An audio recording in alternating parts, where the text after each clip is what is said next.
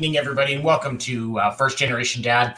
I am your host, and I'm really excited for the show we got you this evening. I want to get started right away. First off, big thanks to Raise and repsports.com for being the first sponsor of the Pinfall Network. Make sure to use the code GGN10 for 15% off their entire website for all of the products they have. Don't forget to check out the strawberry lemonade limited time flavor for the Raise energy drink. We hear it's really good. I'm going to bring in my co-host now. Great guy, older than time itself, but somehow still young. Let's bring in my good buddy, Will Morgan. What's up, buddy? How you doing, man? Good to be here tonight. So glad to have you. How's your week going all right? Going okay. Can't complain. How about you?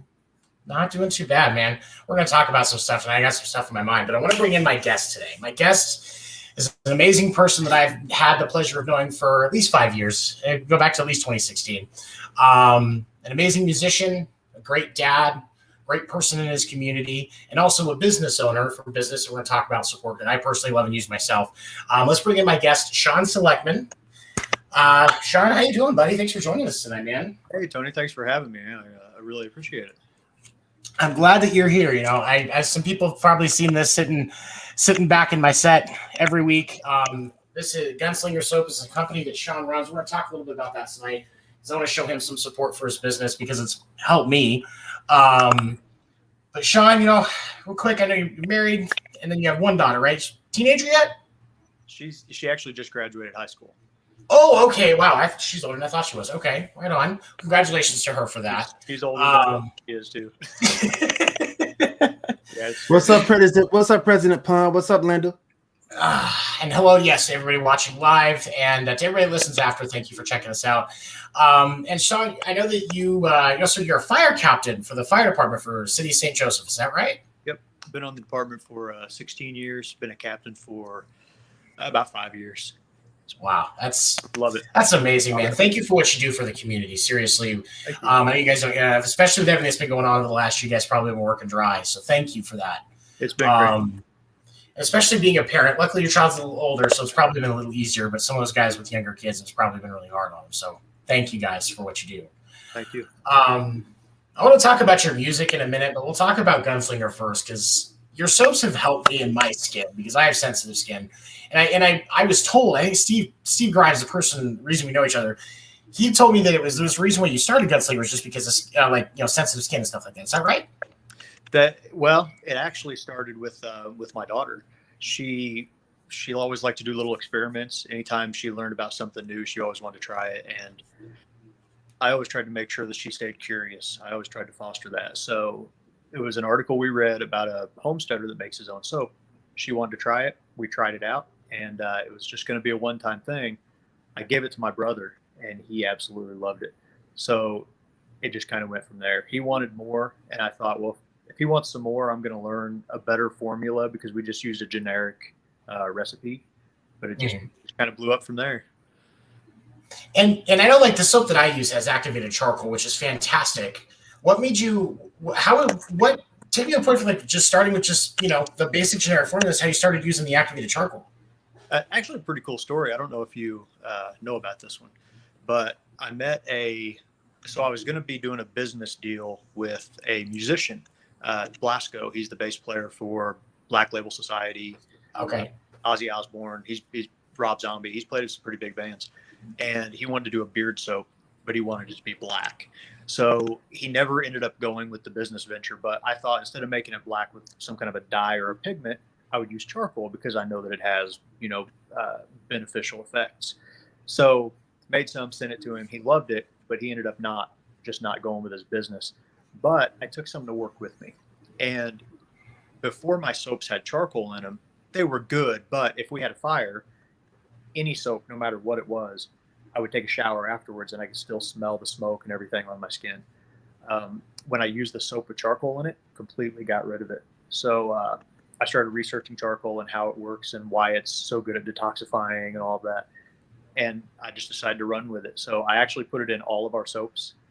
Every soap that I make has activated charcoal in it, and it's amazing. Like for getting rid of odors and stuff, it works really well. I'm gonna take over our faces for a second here. I've got your website set up on the screen because there's a couple of things. You talked about the beard care stuff, and I think that this stuff is amazing. Um, Especially with the different oils. Now, did you formulate all these yourself? Was this how did you get to where how did you create the oils for the beard stuff too? Just through research. It's sweet olive oil is going to be one of the main ingredients. It's really close to the skin's natural oil. And, with beard oils, you're really you want to put it on the skin underneath the beard because that draws moisture, like your beard draws moisture out of your skin. It mimics the body's natural oils. Castor oil is also really good. It can be a little thicker and a little sticky. So there's not a whole lot of castor oil in there, but just enough to get some of the benefits of it. Castor oil was one that has traditionally been used. I mean, since the Egyptian days, they used castor oil in their hair to hydrate their hair. It also has, I'm sorry. I didn't know that. No, that's interesting. Sweet almond oil, and it has avocado oil. Avocado is very high in vitamin E, which also helps, keep your hair healthy and keep it from breaking, things like that. So yeah, it was just trial and error. I had some friends that would just try it out. My brother's got this massive beard. So it's funny when we sell at a lot of booths and people look at me and, obviously I'm not quite the guy to sell beard oil. So they're like, what do you know about beard care? So I have to direct them to him because he's got this long hair and this big crazy beard. So I'm the and I mean, and especially like working in fire department, he's probably had a lot of that singed off over time too, I would assume.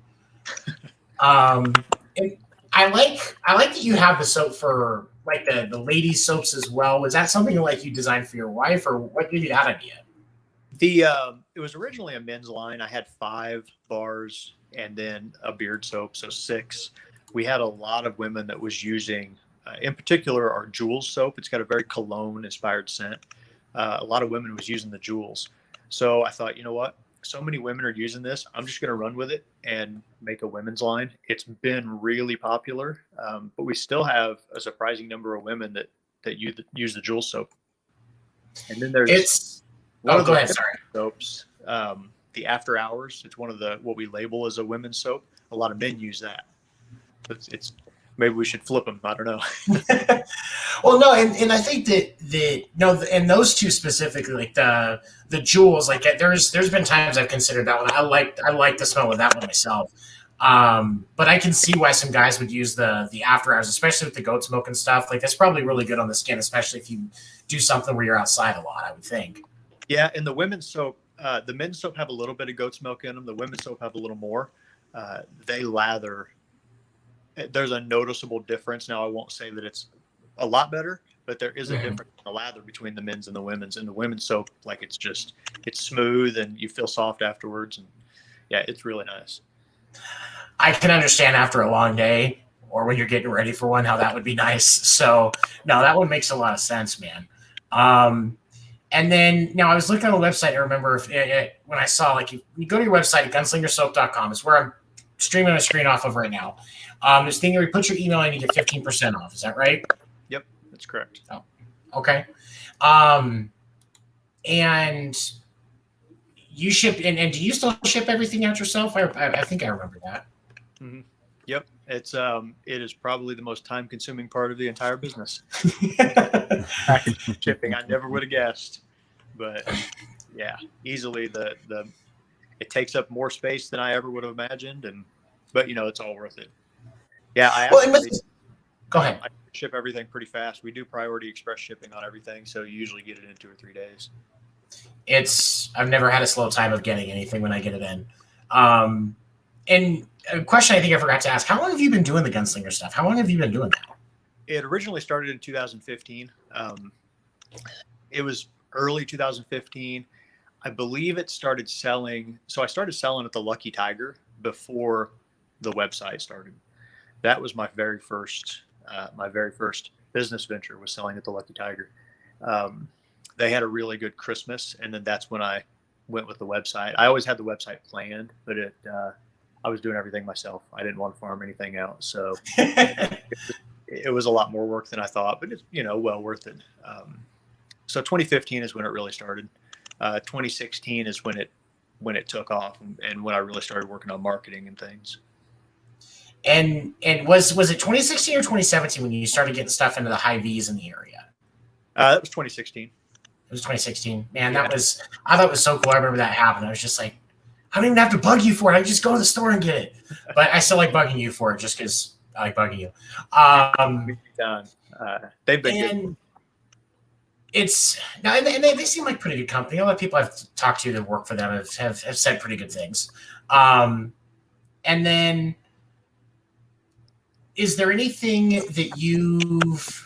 And you said like the curiosity of formulas and stuff like that. Is there anything else that you've learned through like making the soap and making the oils that you thought was interesting that you just kind of learned as a side thing, part of the process?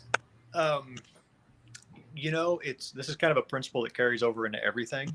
And I don't want to get too deep here, but I always heard that time is the most valuable asset. And man, that's absolutely true. I've learned to be so much more efficient with things, and like to the point now where if I have two things to do at home and I can be doing one of them while the other one is, then I'm going to try to multitask. I'm going to do things as efficiently as possible where I'm saving as much time as possible. And it kind of drives my wife crazy sometimes, but that's probably the biggest takeaway is I used to be, I wouldn't say I lollygagged, but I wasn't nearly as efficient as I am now. And now I find shortcuts for everything. So it's kind of become a habit. A surprising one. It wasn't anything that I expected to happen, but man, I was, my brother helps me a lot with the business, but especially with the business side, I didn't know anything about any of it, and I was learning it all myself. So I kind of had to adapt like that. Learning website design one day and marketing the next day, and it was just Photoshop. Trying to learn Photoshop just so I could make stupid little memes to put on Instagram. It's crazy the amount of stuff there is. Excuse me. Ooh. Before we break, I wanted to ask you, there's one other thing. So I know that obviously this started with just the experiments with your daughter and keeping her curious. As the business has expanded, has she been helping you with anything? Has she been any part of it, or maybe you? She would help me with anything that I asked her for. But she's a teenager, so she likes to go do her teenager stuff. I don't want to know what that is, but she does help me. I don't blame you, man. I don't blame you. Nope, I'm out. I'll just be done with that. I'm fine with that. Yeah. We do our biggest thing is doing events, and COVID slowed that down a lot, but we do a lot of events throughout the year where we set up booths. Our favorite one is probably Crypticon. It's a horror convention. Oh, yeah. They've got, all the actors and things like that. It's an entire weekend, and the whole thing is a blast. And she helps me with a lot of those events, especially Crypticon. So we just hang out all weekend, and that's all it is. It's just hanging out. The selling soap stuff is just extra. I know. With booths and stuff all the time. Yeah. Well, that's good. I'm glad that you guys get that time. So we're going to take a quick break. When we come back, we're going to go through some dad news, and then I want to dive into your music stuff because I'm a big fan of your music. So stick with us, everybody watching at home. We'll be right back.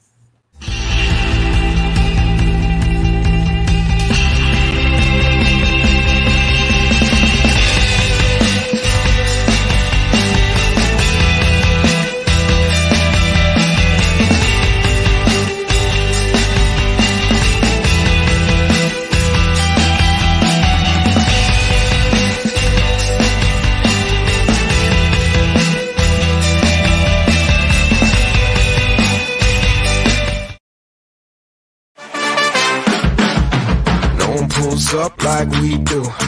No one does us like we do.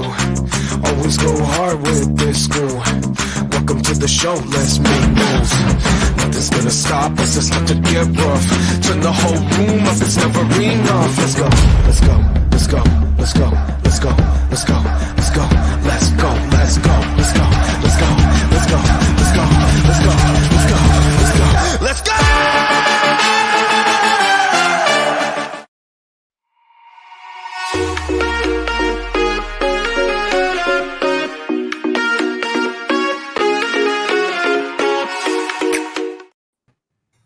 All right, everybody, welcome back. Thank you for staying with us. The first commercial was for the our flagship show, the Pinfall Podcast, talking all things wrestling with Josh, who is our producer tonight, and Will Morgan, my co-host, going into all things in the world of wrestling entertainment. Check that out, 10 p.m. Eastern, right here on Sundays on Pinfall. That second was for the Sports Report, which airs on Monday, 10 Eastern, right here on Pinfall. That features Will Morgan, over there, Will Morgan, myself, Tony C, and Dirty Dan going into all things sports related. And then also, of course, thank you to Rep Sports and Raise Energy Drinks for sponsoring Pinfall Podcast. Make sure to use that discount code on their website to save. So let's dive into some dad news real quick before we start talking music. What do you think?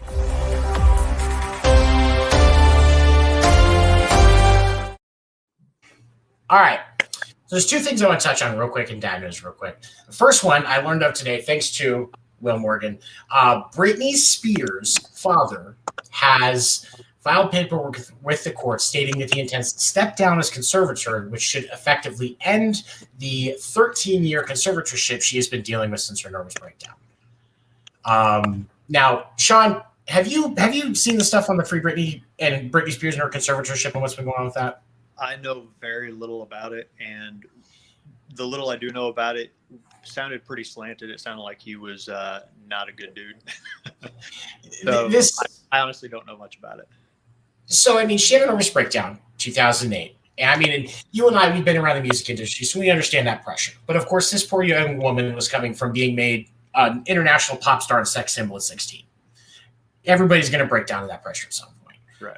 Her dad took control of her life, her finances, her business, told her where she could go. She had to perform everything, had complete control of everything for the last 13 years. Over the last year, everything's been building, and as attention has been brought more into what she's been dealing with, the pressure has increased, and he finally submitted today to the courts that he wanted to end the conservatorship. He wanted out effectively ending the conservatorship. So mental health is one of the things that we talk about here. And seeing somebody taking advantage of by their own dad just hurt me. And that's why I've not talked about it, because this shouldn't have happened. And a dad taking advantage of his daughter just pisses me off. That's amazing. Like I said, I don't know much about this case in particular, but if that's what happened, man, I don't see how anybody can be like that. Especially in a moment of vulnerability like that. That's crazy. Yeah. And it was like, for me, like I did a one-off with her crew back in 2008, 2009. And I had to sign a 69-page contract to do a one-off as a stagehand. Yeah, just like detailed everything. There was a whole lot of stuff going on at that point. So I can, even from personal experience, I can share this. Something wasn't right. But obviously we may not know everything. But yeah, it's definitely a good thing to see that she's going to get her freedom. And the other thing in dad news, the Field of Dreams game has been going today. And for those of you that are interested, we are at the bottom of the 8th. It is still 7-4 White Sox. I know that on my sports show, I rag on Major League Baseball, but this has just been done so well. Will might be having some system issues. He'll be back on in a second. But just so well, man. The intro, the hits to the home, hey, you want to have a catch? Is this heaven? No, it's Iowa. Like they've really hit it. Like James Earl Jones has thrown in some more voiceovers for this. Like MLB got this right. And I love it, especially like the whole dad and son thing for that movie. Like I think it's a great thing for them to do. Yeah, for sure. Not much of a baseball fan, but yeah, if they're going to do it, I mean, it's good that they did it the right way. It's good that they paid attention to details, and obviously they made the fans happy. So that's very cool. Yeah. Hey, Will, have you seen any of the stuff with the Field of Dreams game today? Have you seen any of it? I haven't. Yeah. You and your me and my job. Okay. All right. So the other thing that's interesting about Sean, one of the reasons I want to talk to him today, featuring Cool Dads, he is a badass musician. And it's 2 bands that I know of. Is it 2 or you and more? 2. 2? I'll just say 2. Yeah. Because it's the Royal Absinthe Company and then Devil of the Southern Fellowship, right? Yep. How long have you been in music, man? How long have you been playing? I started playing. I started with guitar, primarily a bass player. Now I do still play some guitar, but primarily a bass player. When I was a teenager, I knew that I wanted to play an instrument. I didn't have access, which actually started earlier than that. I had a couple albums that really inspired me and made me want to play music. But I had a friend who, when I was about 15, he had a guitar that he never touched, so he sold it to me for $10, and just a little. It was just a little crappy guitar, but I took it and I would go. I'd print tabs off the internet way back when the internet it was like Alta Vista or something, and I think there were like 4 tabs online. I mean, so hopefully you only want to learn 4 songs because that's all there is. But I would go up to bass and treble. I don't know if you remember bass and treble on St. Joe Avenue. Yeah. And actually, Chad O'Callahan, who plays guitar in Devil in the Southern Fellowship, he worked at bass and treble at the time. And I didn't know him other than from there, but I would annoy the hell out of him because I would go in there and I knew like 3 songs. So I would just sit there forever and play these 3 songs. He hated it. Like he saw me coming in, and it had to be like when Steve Urkel used to walk in on Family. Like, Remember that? What's that? There's that. What's that movie? I think it was one of the Wayne's World movies where they were in a guitar place and they went to start playing Stairway to Heaven and they got in trouble. Kind of that scenario. Those videos, what Guitar Center riffs, the riffs Guitar Center hears all the time. That type of scenario. I thought about trying to find like the most overplayed songs in guitar stores and just going in and playing them. But I like the guys at the guitar store here in town, so I don't want to do that to them. Oh no, and Lanham's is a good shop. I've gotten some stuff from there before. I like those guys. Yeah. So yeah, I know you said there were some albums that really influenced you. What were the albums that really influenced you and made you decide what you wanted to get in music? So the first one, I was 10 years old and I had just moved from the north part of town to the south part of town and moved right by the library. And I went to the library and I'd liked rock music, but I didn't really know. I mean, back then it was 1990. So I'm, old. It was 1990. So back then I knew Poison and Bon Jovi and, it was when MTV played music and that's what it was, Poison and Bon Jovi and Def Leppard. So I went to the library and they had this big thing of cassette tapes. Again, dating me. Right. No, you're good. I was looking through them and it was all just cheesy stuff. But this woman that worked there, she asked what I was looking for. And I was like, well, I like rock music. And she said, I just ordered some new cassette tapes. I haven't labeled them yet. They're behind the counter. Give me 20 minutes. I'll put a label on them. So she labeled them and brought them out. And I only checked one. And because most of them she was trying to appeal to the masses of people that come in for the most part. But it was Alice in Chains Facelift. Oh. And don't tell Carnegie Library, but I still have the Alice in Chains Facelift cassette. The Carnegie Library label. That late fee is hellacious right now. It's in the millions, cuz. It's in the millions. You ain't never paying that. You ain't never paying that late fee back. Yeah. I can't show my face in there again.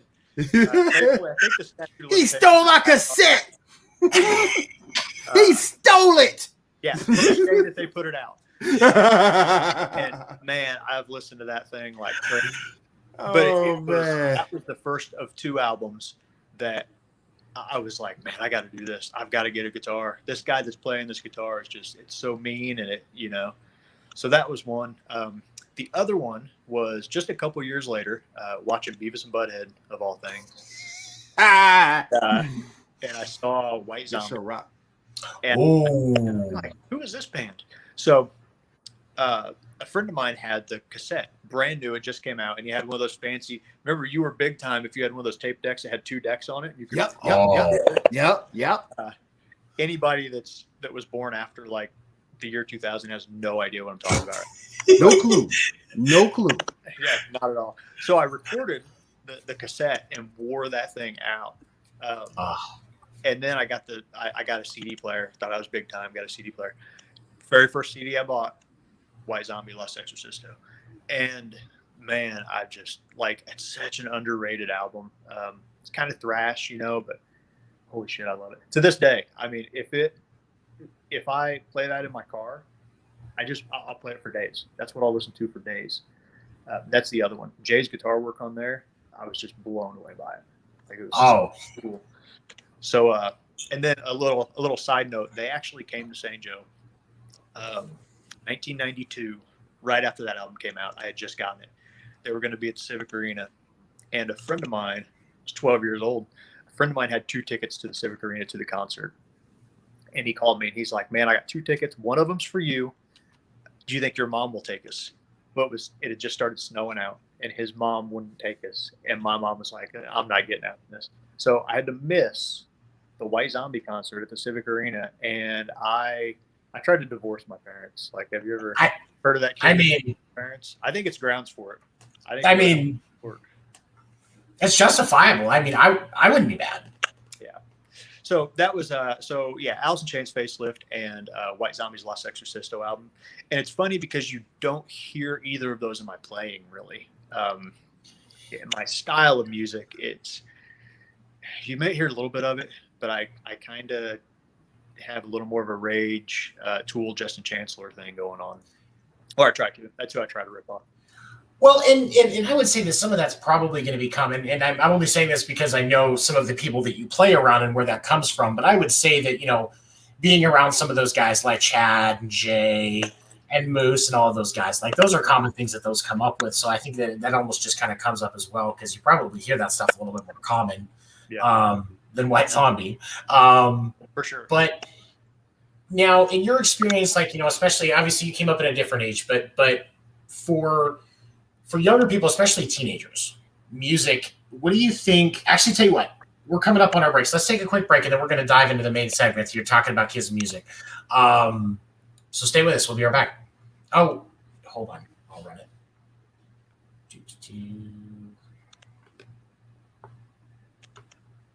He's a slacker. I can do it.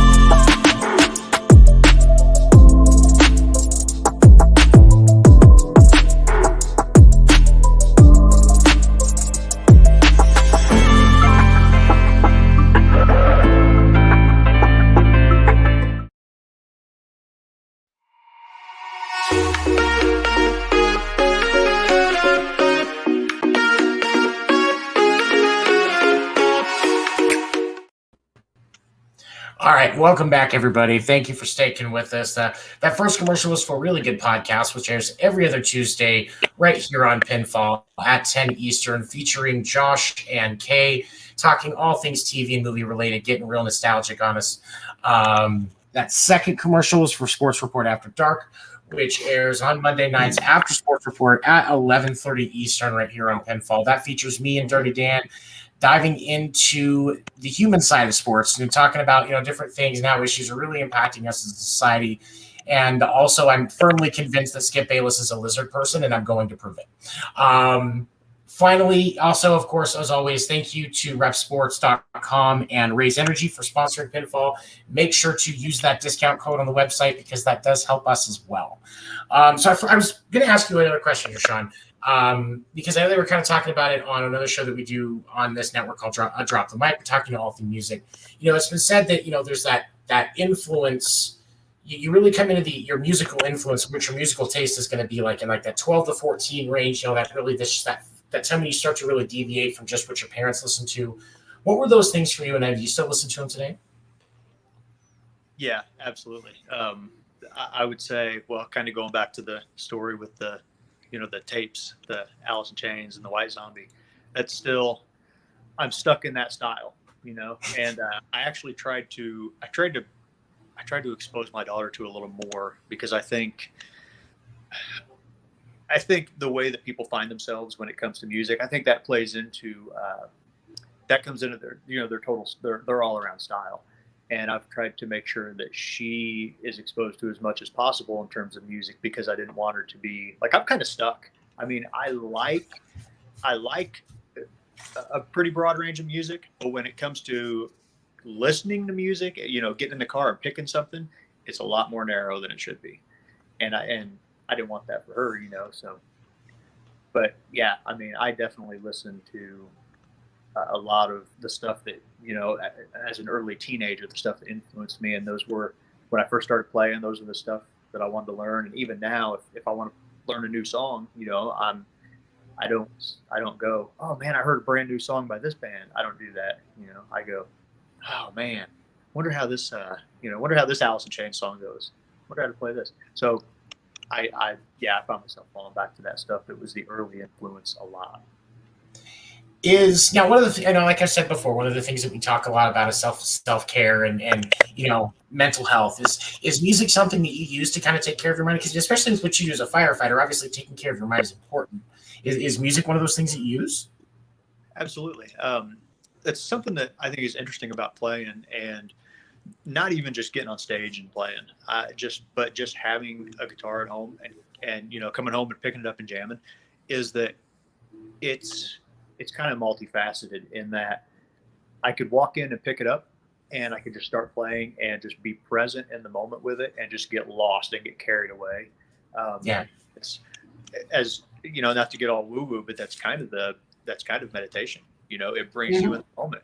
And so it can almost be used as an escape, but to go the other way, it can be used. So I feel that, I think people feel their best when they're producing, when they're making, when they're creating. It feels good to create, and there are a lot of people that they just work and come home and same routine every day, and they don't have that. They don't create, and then once they discover it, they're like, shit, I wish I would have done something like this a long time ago. So playing, you can either use it kind of as an escape, or you can use it to create. You can use it to focus and to develop your focus, and rather than using it as an escape and playing, you can focus and create with it. And it's so multifaceted, I think. Absolutely. Right. No, and Facebook user, another. Go ahead. Yeah, I'm about to say, Facebook user, register with us so we can see who you are. I promise we won't sell you anything. I promise Tony won't come to your house. Don't make promises you can't keep, bro. But Facebook user, definitely register up top so we can see who you are. and also they said music is meditation, and I completely agree. No, Yes. There are, like, when I was doing stagehand stuff and working as tour carp and stuff like that. When I was home, I would drum with a belly dancing group, and it was a djembe that I would use, or maybe some darbecas, and we would play Middle Eastern and African beats, and we had belly dancers, and everybody was like doing what they were supposed to. We all took classes and learned how to do it the right way. And any picture of me with that drum, it's actually the djembe that is at Unplugged. Okay. I sold that to Jay when they opened there because he needed one, and I was like, because I didn't have time to play it because I was working for Steve fucking Grimes. But I would sit there for hours. Like, there was times I would stop playing and my hands would be swollen because I just got lost and started playing, and I never felt better.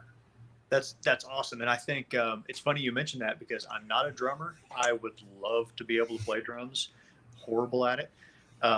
But I think drums are going to be the ones that we're most connected with. That's, again, getting kind of out there, but there's something very tribal about drums.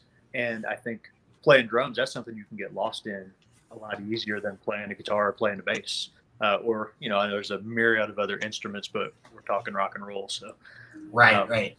yeah, drums, and I've kind of tried to add a little bit of that to my bass playing. I've tried to see the bass, instead of seeing it as a guitar with 4 strings, I've started seeing it as a percussive instrument, and tried to use that mentality to come up with some different rhythms and things. But man, that's what you can really get lost in.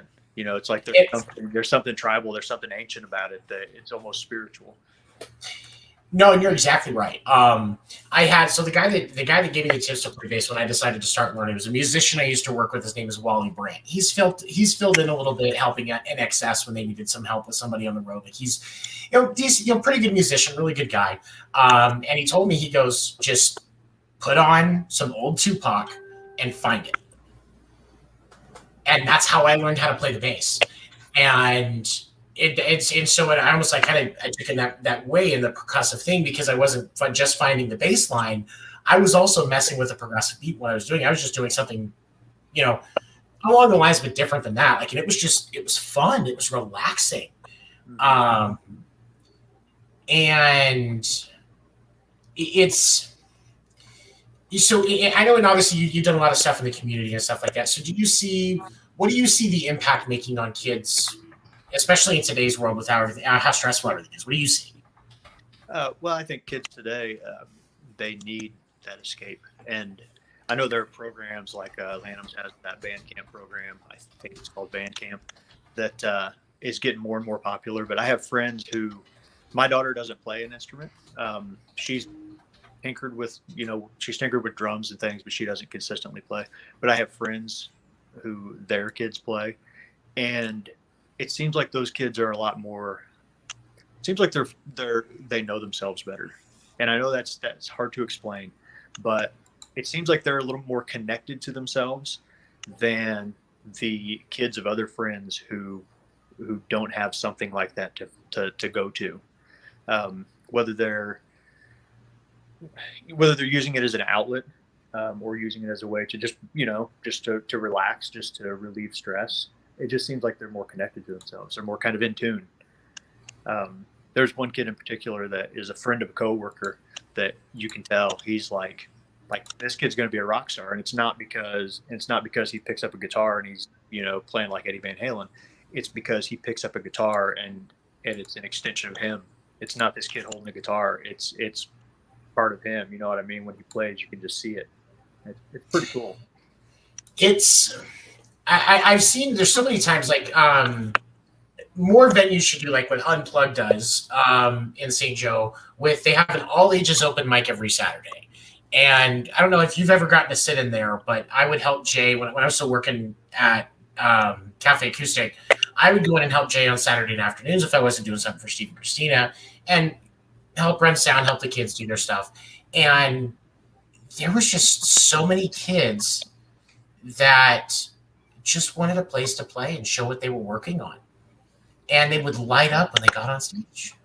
That's awesome. And it's cool that they, I know Unplugged they had a band that, these kids were high schoolers and they couldn't get a show anywhere else in town. Well, come play it Unplugged. And they had them play it. It was a Friday or Saturday, and it was like 4 or 5 o'clock, but the place was packed. And you could tell that it meant so much to these kids. And and now they're still a band, and now they've got a name, and they're out killing it. But I think that's where it started. I think that gave them the drive. Somebody gave us a chance, and we got up here and did it, and we kicked ass, and so let's run with it. Well, it's almost like, it's like that thing with Field of Dreams. If you build it, they will come. If you give these kids a place to do what they want to do, and show off their stuff, they're going to give you some amazing stuff. Like the number of times I've seen those kids come out with some amazing stuff that professionals that we've worked with couldn't do is just, it's amazing. It really is. Some like the talent of some of these kids is it's mind blowing. That's why I don't go to the shows, because I'm like looking at this 15-year-old going, I've been trying to play that song for 20 years. No, you're right though. They pick it up so quick. Yeah, but that's kind of that's how kids are. Their brains are still, even at that age, but especially younger, their brains are so malleable that's why you're seeing videos of kids that are 7, 8, 9 years old playing. I just saw a video of a girl playing drums to Slipknot, and naughty. And I'm like, holy shit! But those kids, when they're that little, their brains are so malleable that, I mean, that's all they're. When it comes down to it, their brain is in a prime learning state when they're that little, you know. So, and I mean, that kid's going to grow up to be a badass. She's already a badass, but is it Naughty? That one? I know she should like London or something like that. Yeah, I don't remember the name. It's like a little blonde-haired girl. But, it's no, the one I'm thinking of has darker skin. But there was another one. She was like 9 or 10, and she's done stuff back and forth with Dave Grohl. She's done some Slipknot, showing she learns double bass. Like, these kids are just amazing. Yeah, it's super cool. So they noticed the question, because obviously, like, you always have, like, as parents, we try to expose our kids to these things and say, hey, try this sport or that instrument or that, and you get some resistance. What do you think is an effective way to help kids get into more music when they're not sure that's what they want to? They're not sure that they're interested in playing an instrument. What do you think works best? I think just exposing them to it and encouraging it without pushing it on them. So my daughter did everything growing up. She did everything. She was on a competitive gymnastics team. She was on a competitive swim team. She played a little bit of drums. She wrestled. She did jujitsu. I mean, you name it. She did like everything, and she got good at all of it. But she got a little too serious with it, and as soon as it started to become work, she was out. And I think if there's too much pressure, give the kid the guitar and let them discover it. And sure, if they want to take lessons, but I think one of the big mistakes people make is, I bought him a guitar and now I'm going to put him in lessons. Well, lessons is work, he can have lessons at school. You don't want this kid going to school. You know what I mean? Let him discover it on his own. And then if he wants to take, or he or she wants to take lessons, okay, then offer them. Right. Obviously, don't deny them of something. Give them those opportunities that they want to pursue, but make sure they want to pursue it. I think as soon as it starts to become work, then they lose it.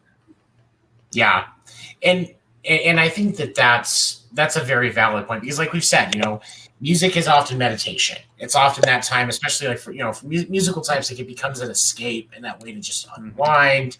Especially when you're high stress situations like what you do, it can be a great way to relieve some of that. So it is. Now, have you found?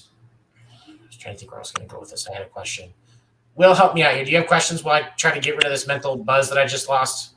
Now, when you picked up the guitar for that first time, did you expose your daughter to it then, or was it a little bit later on after you got everything figured out what you want to do? She actually, it's funny. She has played a little bit of guitar too, but I never tried to get her to play at all.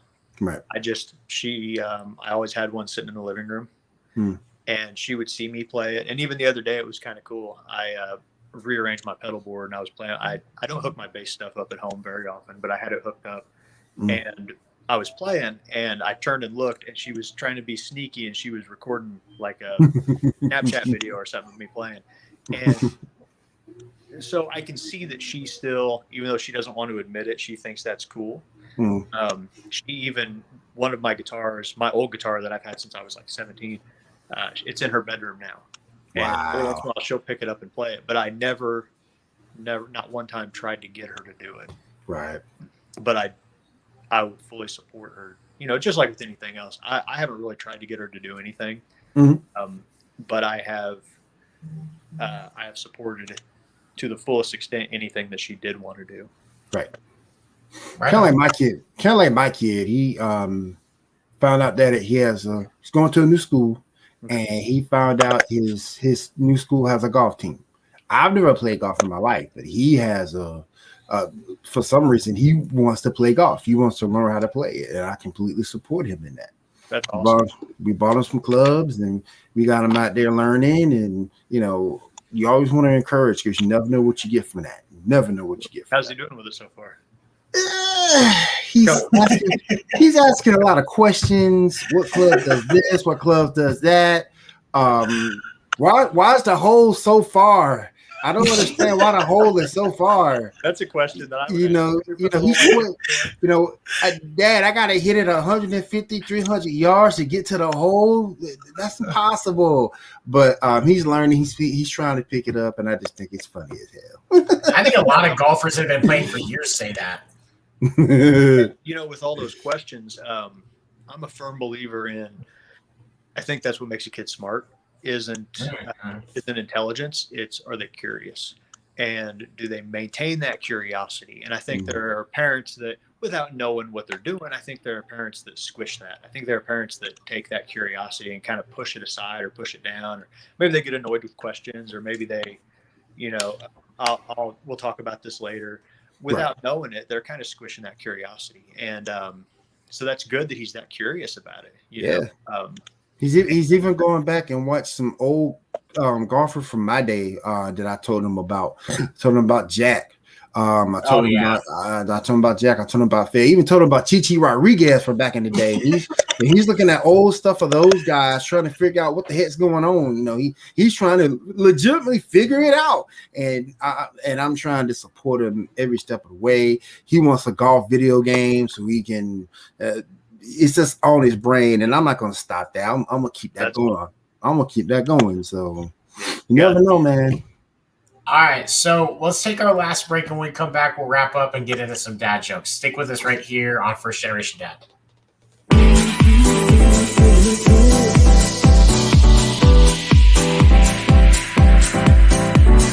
Telling me to dance, taking a chance.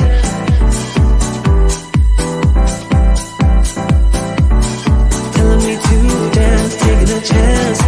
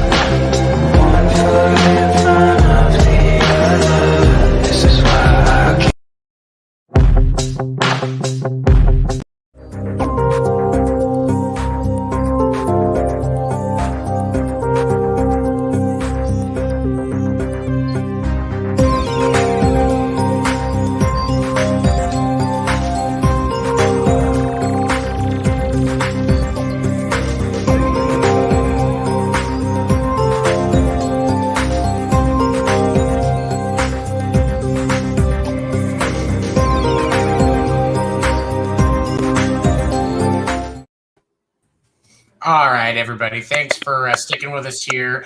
That first commercial was for Drop the Mic, music podcast airing every other Tuesday right here on Pinfall, 10 Eastern. That features Josh and the Punisher as they dive into all things music related. I know the first episode talking about, like we talked about those songs that shaped your musical taste. I thought that was a really good episode. Second commercial was Geek Gauntlet, which airs live Sunday on Twitch with Will and his co-host Shaw as they dive into all things geek related. Those episodes do show up on the Facebook page and on YouTube on Tuesday, if I remember correctly. Is that right, Will? Mm-hmm. That's correct. Okay, and that's 10 Eastern as well on Sunday nights, right? Saturday night. Oh, Saturday night, 10 Eastern Saturday night, my bad. And then that last commercial was for Double XP, which airs Wednesdays at 8 Eastern right here on Pinfall. That features Kay and Pun, sisters and gamers going into all things gaming related. Definitely check that out. So we'll dive back into this here and wrap this up before we get into dad jokes, which is probably why everybody's here anyway. So was there So obviously, like with the music stuff, and obviously it's important for kids to get into that. Was there anything that you wish you would have done differently as you started working and learning to play your instrument that would have helped you be more success? That would have helped you be better, more successful, whatever. Would have just that you would have done better. Other than trying to start earlier, there were times that I've always had a guitar just kind of sitting around, but there are times that I wouldn't pick it up for a month. It would just be off to the side, and I would just walk past it. And then there were times where I would walk past it and I'd pick it up and end up playing it for 15, 20 minutes, 5 or 6 times a day. But there were times that for weeks or months at a time, I wouldn't touch it. And looking back, I think, man, that was like skill-wise, I would probably be quite a bit better had I not done that. But I also feel that I didn't want to force myself to do that. Going back to if it feels like work, then it's right. No one wants to do it if it feels like work. And you said sorry, go ahead. I've never taken any kind of lessons, and I'm fine with that. I've studied things on my own, with music theory and stuff, but I can't really think of anything that I would do different. Maybe get into a band sooner. I really didn't even want to be in a band, and I also didn't play bass. I played guitar, and a friend of mine had a show, and the bass player had to back out about a week and a half before the show, and he didn't want to cancel. So he asked me if I would play bass, and I'm like, well, I don't have a bass. And he's like, I have a bass, I have an amp, I've got everything. If you'll play the show with us, because he knew that I played guitar. And so I was like, you know what? Why not? Sure. Yeah, I'll do it. I've never done it before. Why not? And then he sent me a list of songs, and I didn't know that it was like a 4-hour set. So I had to learn like 30 songs. Yeah, it was in a week and a half. It sucked. Wow. Wow. Oh, wow. Yeah. Wow. Bruh. But man, playing live is a blast. And so if I change anything, I guess it would probably be that. Playing bass sooner. And just doing everything earlier. Yeah. Do you think there's an ideal age where kids should start to really, to pick up an instrument or, get into playing something? Oh man, as early as possible. I'm going to get a little sciencey here, but I know there's a lot of research that shows that kids that are, 3, 4, 5, 6 years old, there's an increase in white brain matter, so that, and gray matter in kids that pick up instruments and start playing, and especially if they have a little bit of guidance, where being that little, it's going to be a lot harder for them to kind of grasp the concept of it. But if they have a little bit of guidance, it's a drastic increase in their fine motor skills and their learning skills all around. They say like learning a foreign language not only helps you learn a language, but it helps you in all these other ways. It helps you process information faster. Same thing with playing an instrument, and that's there's a lot of neuroscience behind that. So I don't think there's too early of an age, honestly. And I think now, seeing like we talked about all these kids that are 8 years old that can play, Slipknot and all this stuff, the skills be there. Yeah, no, I think it's definitely important because like I got in a band, I think it was in 5th grade. The trumpet was my first instrument. And now I'm lucky enough because of the fact that, with a trumpet, it's more about key position and how much airflow than anything. I could still fake my way through a couple of basic songs, maybe the Star Spangled Banner if nobody's judging me. But man, drums where it was at for me. I got so much, and especially with my mental health issues, that the release that drums had because of the physical work. Like I really wish I had, because I don't know how much of my stuff you've listened to. I had a nervous breakdown at 16. When I got out of the hospital, I spent a week at a church camp that was really, really good.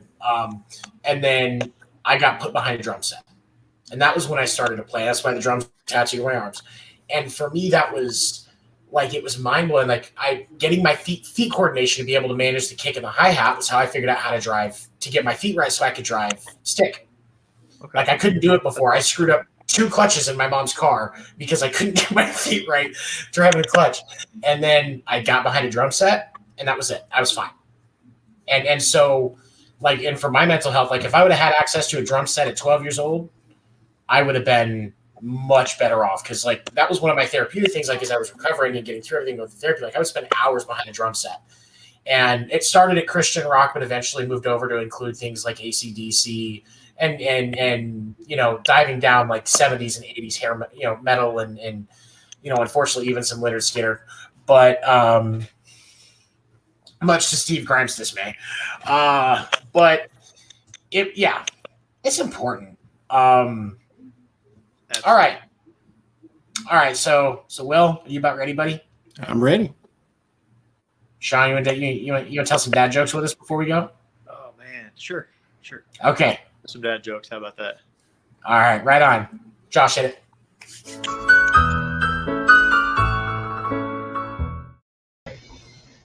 I think one is still here, so we got to do this right. And if Pun's watching, I don't know, as she has like a high standard. Yes, we got to do this right. All right, Will, as you clearly had, I'll let our guest go first. Sean, what you got, buddy? Oh man, putting on the spot. I know, right? At the beginning of COVID, that my doctor told me that I need to really be careful if I get sick because my body only fights off viruses on Saturdays and Sundays. And she gave me a funny look, and I said, "Yeah." He said I have a weakened immune system. And of course, her eyes rolled so far, and she just walked away. Oh my goodness! Oh my goodness! Oh my goodness! Oh my goodness! Want to know why nurses like red crayons? Why? Because sometimes they have to draw blood.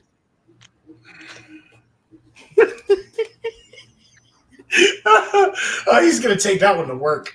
Heck yeah, I'm taking that one to work. Okay. Oh my goodness. My wife just left me. She said life revolves around football and she's sick of it. I'm quite upset. We were together for 7 seasons. I got that one. I got it. Josh, you got one, buddy? I got a musical one for you. What do you call an angry musician flipping someone off? What? A songbird.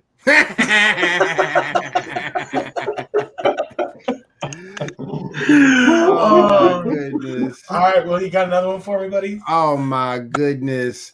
Now I'm gonna let Sean go. Oh man, I'm out. Off the top of my head, I've got nothing. Go ahead, Tony. All right, so who's the genius that decided to call it emotional baggage and not grief case?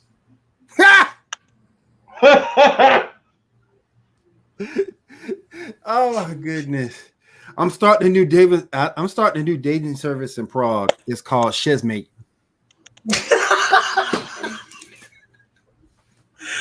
I'm keeping that one too. What do you call 26 letters that went for a swim? Alphabetical. I had that one last week. I love it. Oh, I love it. Oh, I missed last week's episode. Damn. Yeah. Worst CEO ever. Can't even pay attention to my shows. I was working. Lengthy story. Why do melons have weddings? Why? Because they can't elope. I hate you. Why did the coach go to the bank? Why? To get his quarterback. Get out. Get out. Get out. So what concert? Gates, What concert costs just 45 cents? 50 cents featuring Nickelback. Man, you're stealing Pun's joke from last week. I was gonna say that was Pun's last night. Man, I stole it. I'm sorry, Pun. I haven't heard Bill Gates. He hadn't heard it. He hadn't heard it. So it wasn't stolen. It wasn't stolen. He hadn't heard it. Doggone it. Sean hadn't heard it. Okay, so Bill Gates meets Arnold Schwarzenegger at a party and asks him if he's upgraded to Windows 10 yet. And Big Arnie replies, still love Vista, baby.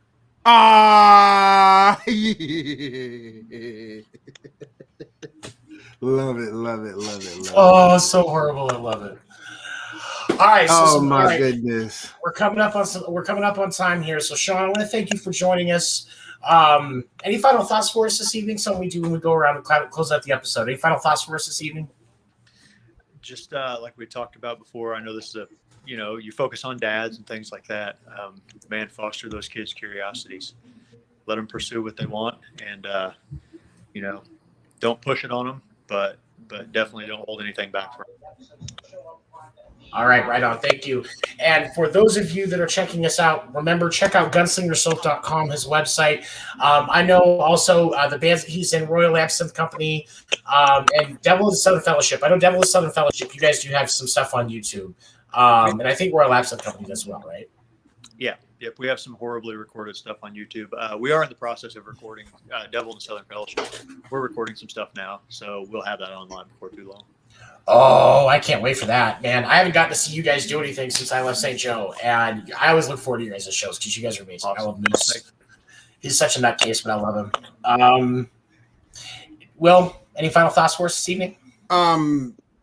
Just make sure that you expose your child to as much that's out there. Helps them be more well-rounded, and it makes them a better person. I completely agree. Josh, what about you, buddy? Y'all hit it all on the head, Sean. I couldn't agree with. I listened to everything you said and couldn't agree with you more. That exposure, nurturing. I work with kids too, and that's constantly what I'm doing. Nurturing that curiosity. Don't get mad when a kid asks a question. Either tell them it's not appropriate for them at this age, or figure out a way to make it appropriate for them at that age. Answer the question. Nurture that curiosity. This is a great show. Thank you. Thank you for what you do behind the scenes, Josh. Sean, thank you for joining. Will, thank you for joining. My final thought is the White Sox did win the Field of Dreams game 9-8. Giancarlo hit a nice little dinger in the game that actually playing up until the bottom of the ninth, the Yankees were winning. So kudos to the White Sox for wrapping that out. That game was amazing. The MLB did a great job with that. Everybody take care of your mental health. Take 5 minutes for yourself. Catch your breath. Get some fresh air and think about yourself for a moment. It's okay to do once in a while. Check us out next week right here, 10 Eastern on the Pinfall Network. Have a good night, everybody.